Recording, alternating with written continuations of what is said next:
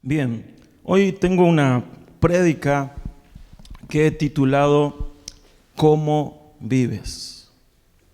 ¿Cómo vives? Y me di un poquito a la tarea como lo hizo Salomón en algún momento, cuando escribió allá el Eclesiastés, que se puso a mirar, a observar y a analizar todo lo que ocurría a su alrededor. Y entonces me puse en esta tarea de observar, de meditar, de estudiar acerca de cómo vivimos las personas. La manera en la que vivimos va a determinar nuestro avance, nuestro estancamiento o nuestro retroceso. La manera en que nosotros decidamos vivir, la actitud con la que decidamos vivir, va a determinar nuestro avance, nuestro estancamiento o nuestro retroceso.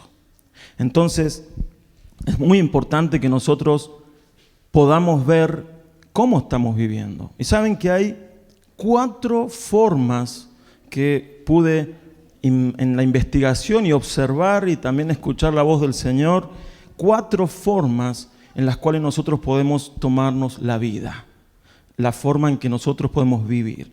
Por reacción, por omisión, por conformidad y por intención. ¿Sí? A ver, diga conmigo, los que están en casa. Reacción. ¿Cuántos vinieron? A ver, vamos de vuelta. Por reacción. Omisión. Conformidad. Intención. Muy bien, ahora las vamos a desarrollar porque también no solamente vamos a hablar del concepto, sino que me di a la tarea de ver personajes bíblicos que decidieron vivir así, por alguna de estas, y también cómo les fue. Y saben que de todas ya se habrán dado cuenta que hay una que es la correcta, la verdadera manera de vivir. Entonces vamos a ir a la primera, que es vivir por reacción. Vivir por reacción. Quienes viven por reacción son los que esperan que algo pase para cambiar. Estas son personas que viven confiadas, cómodas, hasta indiferentes en algunos momentos, de cómo están las cosas, aunque todo el mundo vea las alarmas encendidas a su alrededor. Son gente que están ahí pasando, dejan que todo pase. Son generalmente personas que no cambian sus hábitos, por ejemplo, hábitos de salud, a menos que se enfermen. Entonces, cuando tenés un preinfarto, cuando tenés un ACV o algo así, recién ahí toman una decisión para cambiar. Son personas que funcionan por reacción. Como dice en la física, a toda acción le corresponde una reacción. Y estas son personas que esperan a que algo les pase para tomar una decisión y cambiar. No hacen nada, por ejemplo, por su matrimonio o familia hasta que no están en riesgo. No cambian su rendimiento en el trabajo hasta que los echan. Son personas que están esperando todo el tiempo que algo pase. En realidad no están esperando. Viven como si nada pasara hasta que algo les pasa. Y entonces, cuando eso que algo les pasa llega a sus vidas, recién ahí tienen un cambio. Recién ahí. Viven por reacción. Reaccionan. Esto es peligroso porque, como muchas veces se dice, jugamos con fuego. La vamos estirando hasta que no pasa algo, la sigo estirando. Y cuando recién pasa algo, recién tomo una determinación, una decisión, un cambio. Mucha de esta gente vive autoengañada. ¿Por qué? Porque ellos creen que están bien. Aunque alrededor todo el mundo vea que se está cayendo a pedazos, ellos creen que están bien. Es, por ejemplo, una persona que en su salud, todo el mundo está viendo que está mal, pero él cree que está bien. O ven una familia que se está destruyendo y ellos creen que están bien, aunque todo el mundo ve lo contrario. Y hasta que no les pasa algo, no reaccionan. Yo quiero mostrarles un caso de alguien que tuvo que reaccionar.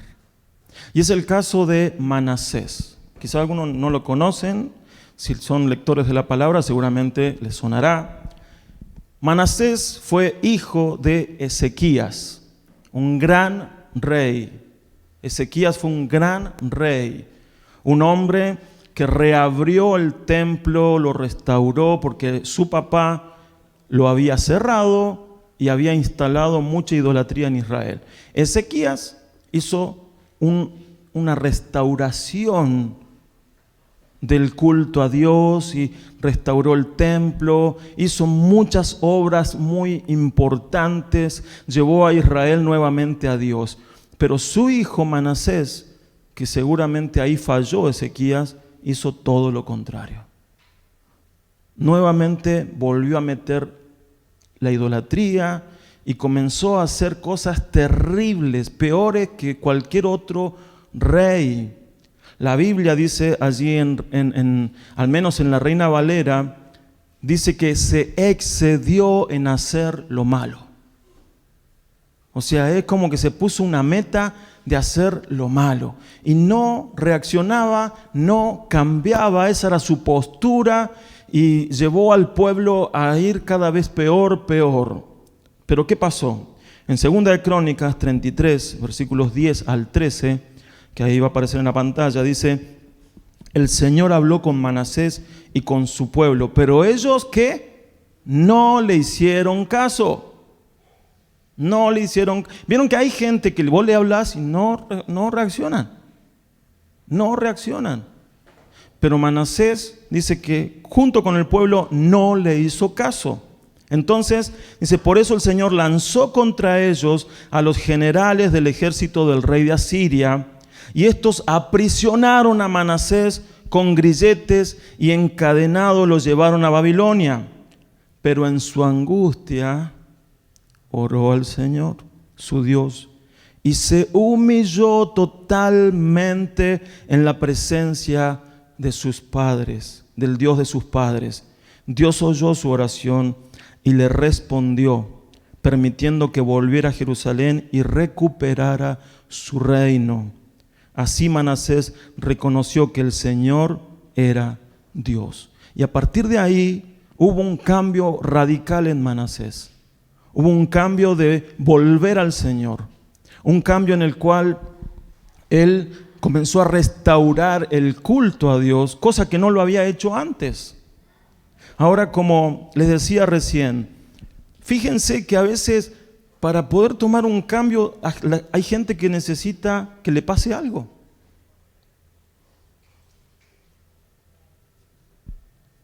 Este rey era como que no le importaba nada, aparte era el rey, ¿quién le iba a decir que no? Y hasta que no le pasó algo, que no se vio con grilletes, con cadenas, esclavo, no reaccionó. Y sabes que a veces esos grilletes, esas cadenas, pueden ser una situación muy difícil de la que Dios ya nos estaba advirtiendo. Pero vamos a esperar a que venga algo malo. ¿Vamos a esperar a reaccionar? No. Yo hoy te desafío, mi hermano, mi hermana, que no esperes a que te pase algo para cambiar. No esperes a tener que reaccionar por algo que has vivido o que estás viviendo. Tomemos iniciativa y empecemos con los cambios que sí, después vamos a ver qué es lo que se necesita para eso. Pero a tiempo, agarremos, como se dice, el toro por las astas, para que no nos tenga que pasar algo malo, para recién ahí darnos cuenta que necesitábamos cambiar. Segunda forma de vivir. Vivir por omisión. Vivir por omisión. La omisión, le voy a leer una definición, dice, es la abstención de hacer o decir algo. También es una falta, un descuido o una negligencia por parte de alguien encargado de realizar alguna tarea y que no la realiza, ¿no? La omisión es desligarte de tus responsabilidades. Vivir por omisión es decir, bueno, que pase, la dejamos y la dejamos y la dejamos. El tema es que el que vive por omisión no reacciona. Son muy parecidos, pero el que vive por reacción llega a un punto en el cual tuvo que reaccionar. El que vive por omisión vive desligado de sus responsabilidades, desligado de lo que de lo que la vida le está demandando. El que vive por omisión es, por ejemplo, un padre que no se hace cargo de su familia, de sus hijos. Una madre que no se hace cargo de su familia, de sus hijos. Y conozco a mucha gente así que pareciera que la vida les pasa, que todo a su alrededor se está derrumbando, que tienen advertencias y no reaccionan, viven como, sí, sigamos para adelante, total, y no reaccionan. Esa es la gran diferencia. Ni pasándole algo malo reaccionan. Porque han determinado vivir de esa manera. Por omisión. Omitiendo las cosas. Hay en la Biblia un pasaje de uno de los sacerdotes de Israel, que lo vamos a encontrar ahí en Primera de Samuel, es el sacerdote Elí. El sacerdote que estaba de turno cuando Dios levantó a Samuel. Samuel era muy chiquitito cuando llegó al templo, porque había sido dedicado para el templo.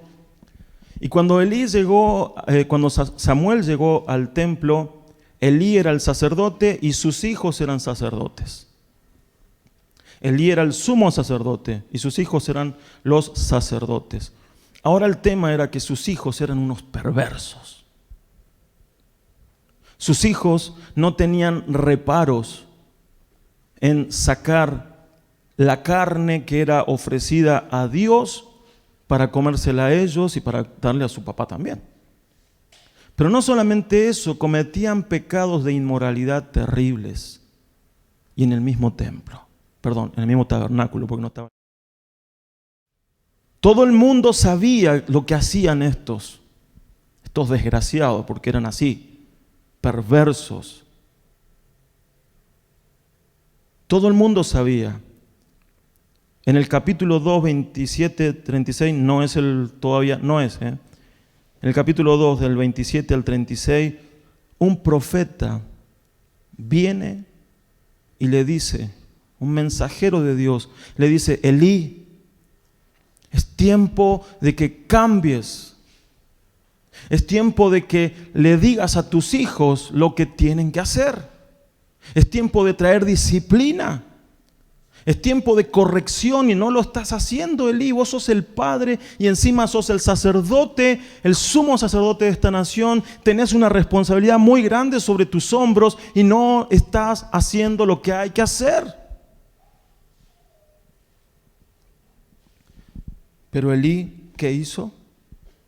Nada. Pese al llamado de atención de este profeta. Y ahí es donde en el capítulo 3 Dios llama a Samuel por primera vez. Y cuando llama a Samuel por primera vez, no fue para darle un mensaje de propósito, yo te voy a levantar, Samuel, y te voy a poner como sacerdote. No recibió eso. Imagínense que el primer mensaje que Samuel recibió fue un mensaje de juicio para la casa de Elí. Imagínense, se calcula que Samuel tendría unos 12 años allí, capaz que hasta menos. Y el primer mensaje que recibe es un mensaje de juicio. Y Samuel, conocemos la historia, que Dios lo llamó 3 veces, que él, como no conocía la voz de Dios, iba hasta Elí. ¿Qué quieres? ¿Qué necesitas? Yo no te he llamado. Elí recién en la 3ª vez se da cuenta que es Dios el que lo está llamando. Y allí, cuando Dios habla con Samuel, le da este mensaje. Y miren lo que dice. Y el Señor le dijo: escucha bien, voy a hacer en Israel algo que a quien lo oiga le zumbarán los oídos. Cuando llegue el momento, cumpliré en Elí todo lo que le advertí acerca de su familia, de principio a fin. Voy a demostrarle que dictaré sentencia contra sus descendientes por la maldad que él sabe, pues permitió que sus hijos blasfemaran contra mí y él no se los impidió. Por lo tanto, yo he jurado a los descendientes de Elí que su maldad no será perdonada jamás, ni con sacrificios ni con ofrendas. Ese fue el mensaje que Samuel recibió para la casa de Elí. Ahora, Elí, que sabía que Dios había hablado con Samuel, lo llama porque está intrigado que le dijo Dios a Samuel. ¿No les ha pasado algunas veces que, a mí me ha pasado muchas veces que un hermano se acerca y me dice: pastor, el Señor me habló algo para tu vida, y no me lo dicen enseguida? Y yo me quedo con la intriga, le digo, pero hasta que, no te lo voy a decir, nos vamos a juntar. Y yo imagínense que esas horas son terribles, son terribles. Ahora, Elí dice: yo quiero saber. Y miren, versículo 17 y 18. Y Elí dijo: ¿qué fue lo que el Señor te dijo? Te ruego que no me ocultes nada. Que Dios te castigue y aún más si me ocultas lo que Dios te dijo. Y Samuel le dijo todo sin ocultarle nada. Entonces Elí dijo: pues Él es el Señor y hará lo que mejor le parezca. Hay otras versiones que dicen: y bueno, es Dios, que haga lo que mejor le parezca. ¿Cómo actuaríamos nosotros, hermanos, ante una palabra de juicio? ¿Te quedarías de brazos cruzados? ¿Te quedarías así como, y bueno, está bien, total? ¿Esa sería nuestra actitud? Yo creo que mi actitud sería: Señor, perdón, Señor, y me pongo a ayunar y me pongo a buscar de la presencia de Dios. Me pongo a buscar el perdón, me humillo.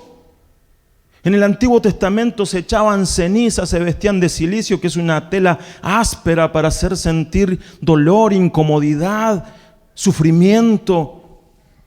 Y muchos lo hicieron ante una situación de juicio, lo hicieron. Pero Elí dijo: bueno, está bien. Está bien, si es lo que Dios quiere hacer, que lo haga. O sea, esa situación, este hombre no está entendiendo nada. Este hombre está viviendo por omisión. Está viviendo por omisión, no está tomando el toro por las astas. Aun cuando Dios se lo advierte y le dice: cambia. Aun cuando Dios le dice, cambia, corregí a tus hijos. Y en nuestro caso podría ser cualquier otra situación, hermanos, pero a veces Dios te lo advierte y nosotros seguimos como si la vida... Y llega un día donde tenemos que cosechar las consecuencias de no haber cambiado. Y Elí, el mismo día que murieron sus 2 hijos, también murió él. Perdieron el arca. Israel se vino abajo. Fue un día terrible, pero Dios ya lo había advertido. ¿Y él qué hizo? Nada. Nada. Perdió todo. Que no lleguemos a eso, mis hermanos. Que no lleguemos a sufrir las consecuencias de un juicio por no cambiar. Porque yo estoy seguro que en cada uno de nosotros, si hay algo en lo cual el Señor nos ha ido hablando una vez, 2 veces, 3 veces, 4 veces, en algún momento el Señor va a decir, bueno, basta. Y creo que todos hemos recibido mensajes así. Yo los he recibido de parte del Señor, decir, Ricky, cambia. Cambia, este no es el destino, por ahí no es. Y cuando uno no cambia, y lamentablemente después vienen las consecuencias. No vivamos por omisión. Tercer punto, vivir por conformidad. Primer punto era vivir por reacción. Segundo punto, vivir por omisión. Tercer punto, vivir por conformidad. Y esto no es que vivo, porque a veces la palabra se malentiende. No es vivir conforme. ¿No? Así como, bueno, estoy bien, me cruzo de brazos, me tiro en la cama. No. Vivir por conformidad significa, y que es la manera en la que muchos viven, que es tomar la forma de lo que está establecido, de un ámbito que está establecido. ¿Vieron cuando el apóstol Pablo dice, no toméis, o sea, no os conforméis a este mundo, sino transformaos? O sea, está diciendo, no tomes la forma del mundo. No tomes la forma del mundo. Y hay gente que quizás por su carácter, por cómo son, toman la forma del ámbito en el que se desenvuelven y en el que se tienen que vivir. Y entonces hacen todo lo que los demás hacen. Escuchan la misma música, toman lo que ellos toman, comen lo que ellos comen, hablan como ellos hablan, aunque quizás dentro no sea lo que quieran hacer. Pero es una manera también de buscar aceptación y valoración. Vivir conforme a lo que está establecido. ¿Me están entendiendo? ¿Sí? En esta forma de vivir se teme al que dirán, ¿sí? Porque justamente esta forma de vivir deja esta situación. Es como que nos exponemos al que dirán y a las opiniones de los demás. Le tenemos miedo a las opiniones de los demás. ¿Qué dirán los demás? ¿Qué dirán si cambio? ¿Qué dirán si en vez de escuchar cumbia empiezo a escuchar música clásica? ¿Qué dirán si en vez de mirar programas de chusmerío me pongo a mirar un programa más instructivo? Entonces, por ese qué dirán, muchos no cambian. Porque esa opinión de los demás es muy fuerte. Entonces prefieren ir con la corriente y vivir así. ¿Y saben qué? Vivir así no es muy bueno. Porque tu vida queda a merced de la opinión de los demás.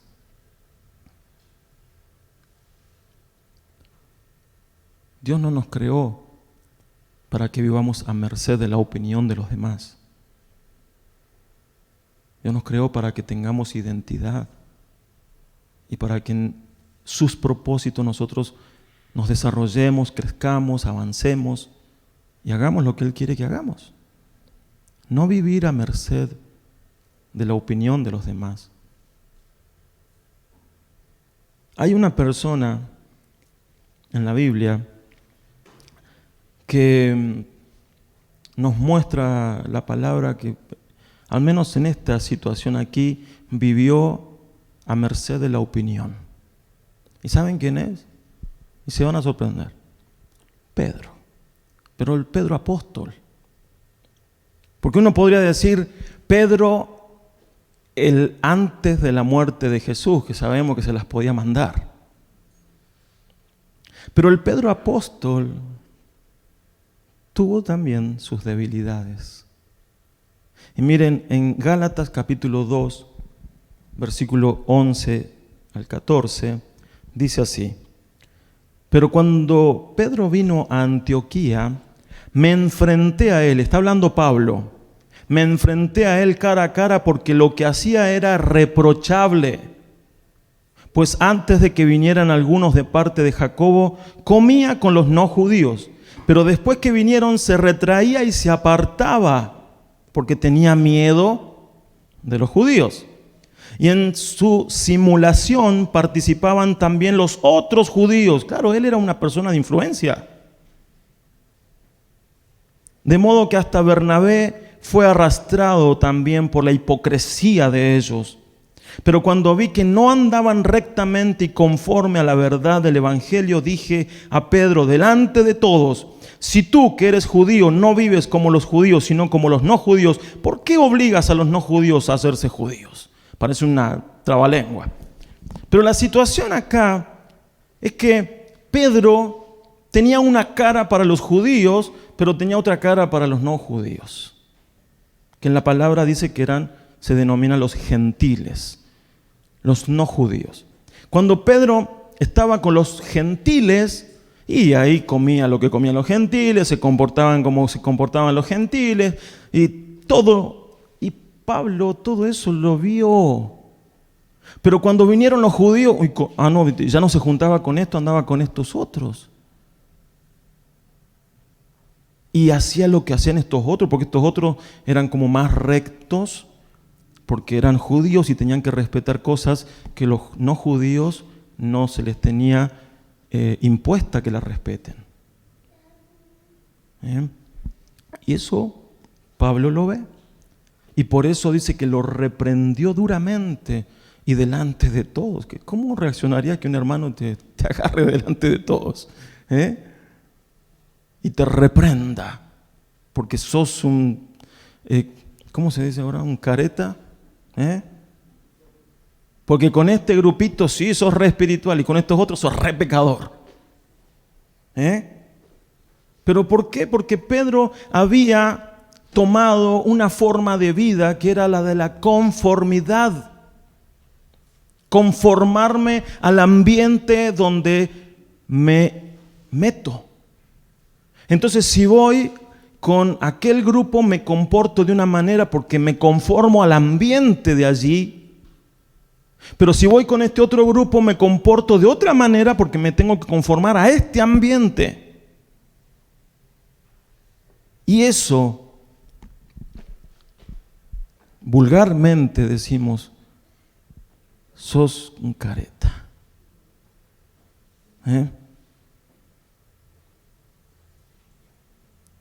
No estás ni en... ¿Por qué pasa eso, hermanos? Porque no hay identidad definida. Porque yo soy como soy acá o allá. Tengo que ser como soy. No me puedo comportar de una manera acá y otra manera allá. No me puedo conformar, qué sé yo, capaz que en el trabajo, ¿no? Y en el trabajo son todos unos pecadores y hablan cosas, hasta se ríen de chistes que no hay que reírse, pero yo, como estoy acá y me conformo a este grupo, hago lo que ellos hacen. Pero cuando me junto con la célula de la iglesia, no soy re espiritual porque me tengo que conformar acá. Eso es una doble cara. Eso es como le dice Pablo acá, hipocresía. Dice, de modo que hasta Bernabé fue también arrastrado por la hipocresía de ellos.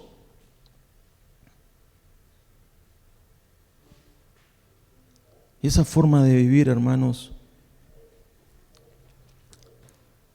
es también muy equivocada. Pero hay mucha gente que vive así. Mucha gente que vive así. En un lado son de una manera, en el otro lado son de otra forma. Vivir por conformidad no nos permitirá ser nosotros mismos. Siempre estaremos limitados a la opinión de los demás. Y entendamos que no podemos agradar a todos. A ver, si hoy te va a quedar una palabra, mi hermano, mi hermana, que te quede el que no vas a poder agradar a todo el mundo. Por eso no andes buscando agradar a uno, agradar al otro, porque en algún momento por agradar a estos te vas a estar en contra de aquellos. Y cuando quieras agradar a esto vas a estar en contra de aquello. Por eso tenés que ser vos. Tenés que ser genuino, original, como Dios dice que sos. Porque si no, en algún momento vas a chocar. En algún momento. Lo importante en esto es vivir según lo que Dios me dice, según sus principios, porque tampoco se trata de vivir rebelde y renegado con el mundo. Yo no quiero agradar a nadie, entonces hago la mía. No, tampoco es eso. Es vivir conforme a la palabra, conforme a la identidad de Dios en nosotros, conforme a que somos sus hijos, estemos donde estemos. ¿Y saben qué, hermanos? Pedro, siendo apóstol, se equivocó en esto. ¿Qué no nos vamos a equivocar nosotros, no? Quizás en otras cosas. Pero Dios, en su bondad y en su misericordia, nos deja en la palabra hasta los pecados de sus apóstoles, para que entendamos que ser humanos lo vamos a tener, ser humanos pecadores, lo vamos a entender hasta que nos vayamos. Hasta que nos vayamos, seremos humanos pecadores. En proceso de santificación, por supuesto. Tampoco quiero hacer apología de ser pecadores, sino de saber que nos podemos equivocar. Porque si Pedro se equivocó en esto, siendo apóstol, ¿qué no nos vamos a equivocar nosotros? Pero tenemos que estar en el proceso de la santificación. Bien. Última forma de vivir, que es vivir por intención. Primera, vivir por reacción. Segunda, vivir por omisión. Tercera, vivir por conformidad. Y la última, vivir por intención. Quienes viven por intención no son los que reaccionan simplemente. O sea, cuando les pasa algo reaccionan, no. Tampoco son los que la vida les pasa o se conforman a los ambientes, a los grupos. Quienes viven por intención son ellos quienes provocan que las cosas pasen. Ellos son los que provocan que las cosas pasen. No son gente que está sin hacer nada. No son gente que esperan a que algo les pase, como dije recién, o que los anden empujando, o que les tenga que venir un mensajero de Dios para decirle, mirá, tenés que cambiar. Ellos no. Ellos viven por intencionalidad la vida. Viven con intención. Dice, si yo estoy así, no puedo estar así. Voy a hacer algo para cambiar. Nadie les tiene que venir a decir lo que tienen que hacer. Son los que provocan que las cosas pasen. Quiero llegar a, no sé, a tener un título y bueno, la intencionalidad te va a llevar a que te inscribas en la universidad, a que hagas tu carrera, a que la termines y recibas tu título. No está esperando que caiga del cielo. Ni nada. Todo lo provocan ellos. Y esa es la vida que hoy yo quiero decirte, hermanos, que tenemos que vivir. Una vida con intencionalidad. Porque si no vivo la vida con intencionalidad, la voy a vivir con cualquiera de las otras tres. Y ya vimos que las otras tres no sirven. Vivir por reacción. Todos tenemos que reaccionar porque en algún momento nos va a pasar algo que nos hace reaccionar, pero eso sería algo natural. Pero vivir por reacción, que estoy esperando una cosa mala que me pase en la vida para cambiar, eso no está bien. Vivir por omisión tampoco, no puedo vivir como si no pasara nada en mi entorno y resulta que todo se está cayendo a mi alrededor. Ni tampoco vivir por conformidad tratando de conformar la opinión de la gente. Yo tengo que vivir por intencionalidad, tengo que ser intencional. Quiero algo y bueno, yo tengo que provocarlo. Y quiero mencionar un par de pasajes acerca de gente que vivió por intención. Miren, vamos a ir ahí a Josué 14:9, versículo de 9 al 12. 14 de 9 al 12. Josué, el contexto es que está repartiendo las tierras. Ellos habían entrado a la tierra prometida, la habían tomado y ahora les tocaba la repartición de tierras. Pero cuando llegó el turno para Caleb, la palabra dice, ese día Moisés hizo este juramento, dijo Caleb, porque le querían dar una tierra a Caleb que no era la que él había pisado, o sea, la que le iba a tocar en sorteo. ¿Y saben qué? Caleb se acercó a Josué, mira, Josué, mira, conmigo sorteitos no. A mí no me tires el sorteo porque, mira, y le dijo eso. Ese día Moisés hizo este juramento. La tierra donde has puesto el pie será tuya. Será la herencia perpetua de tus hijos por cuanto seguiste con fidelidad al Señor, mi Dios. El Señor me ha dado 45 años más de vida, tal y como Él se lo dijo a Moisés cuando Israel andaba por el desierto. Así que ahora tengo 85 años, pero aún me siento tan fuerte como el día que Moisés me envió a reconocer la tierra. Tengo fuerzas para pelear y para salir y entrar. Por lo tanto te pido que me des este monte del cual habló el Señor aquel día.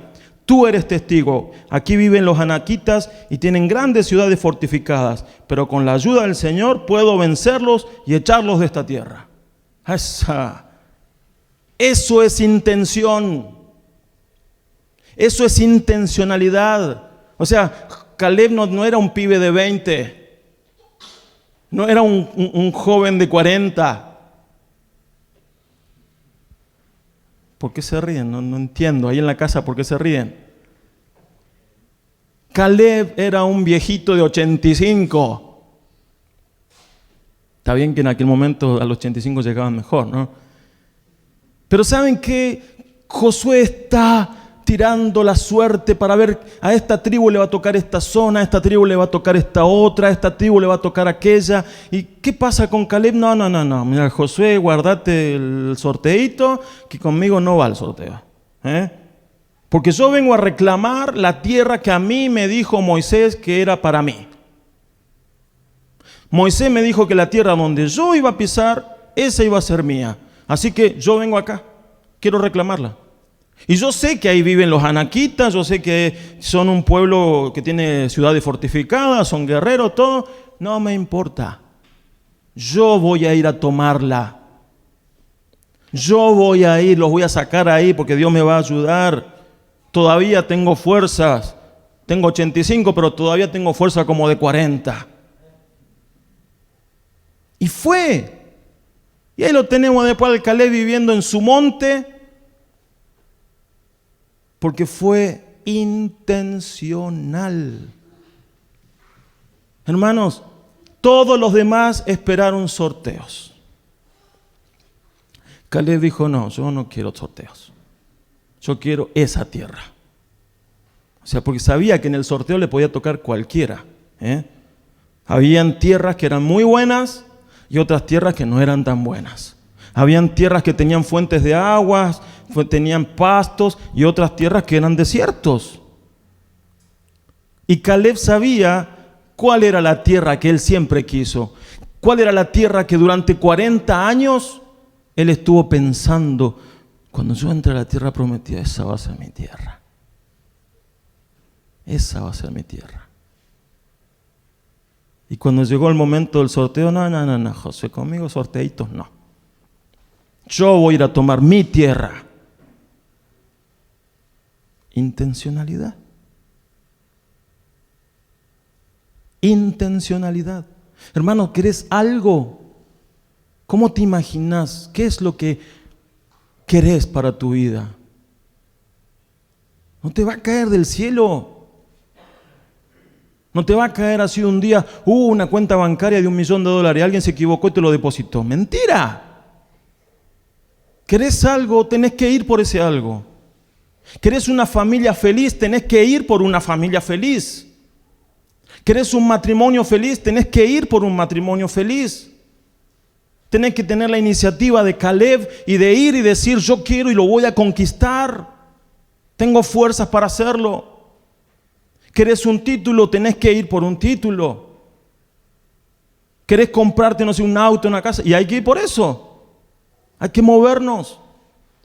Ser intencionales. Y Caleb dice, yo voy. Dios me va a ayudar. Pero fíjense que Caleb no dijo, Dios me lo va a dar, así que me quedo esperando acá. No, porque no funciona así. No funciona así. Dios te acompaña cuando vos pones un pie en el agua y empezás a ser intencional. Y ahí es donde Dios obra, te ayuda. Otro caso, ¿cómo estamos de tiempo? Porque si no después me van a retar. Con esto ya termino. Otro caso es el de David con Goliat. David llegó ahí a darle comida a sus hermanos y sale justo Goliat y le dice al pueblo lo que le dijo durante 40 días. Y durante 40 días nadie le había ido a hacer frente. Conformidad, falta de reacción, omisión, todos juntos estaban esos soldados. Pero David escuchó y dice, ¿quién es este filisteo incircunciso? Déjenme que yo lo voy a ir a matar. Intencionalidad. Y David vivió siendo intencional. Y las únicas veces que no vivió siendo intencional le fue mal.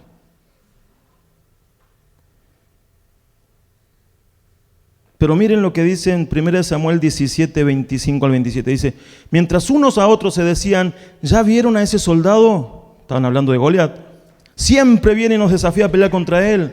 A quien lo venza el rey Saúl lo colmará de riquezas y además le dará a su hija en matrimonio y su familia quedará libre de pagar tributos. Entonces David, que tenía la oreja parada, se les preguntó a los que estaban allí cerca, ¿qué recompensa se le dará a quien venza a este filisteo y libre a Israel de semejante afrenta? Porque nosotros no nos imaginamos, ¿no?, que salió David, no importa si me dan algo. No, pará. Él escuchó. ¿Qué le van a dar al que lo venza? Y a él le dijeron, ¿no? ¿Quién es este filisteo incircunciso para provocar a los escuadrones, para provocar el ejército del Dios vivo? Los del ejército le dijeron lo mismo que ya le habían dicho en cuanto a quien venciera al filisteo.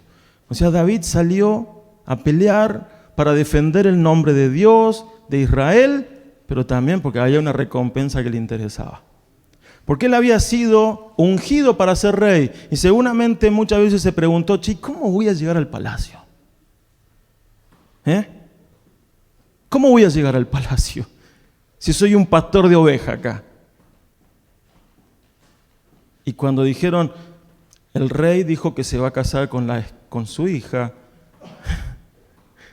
¿qué mejor forma de llegar al palacio que casándose con la hija del rey? Y dice, y no va a pagar más impuestos su familia.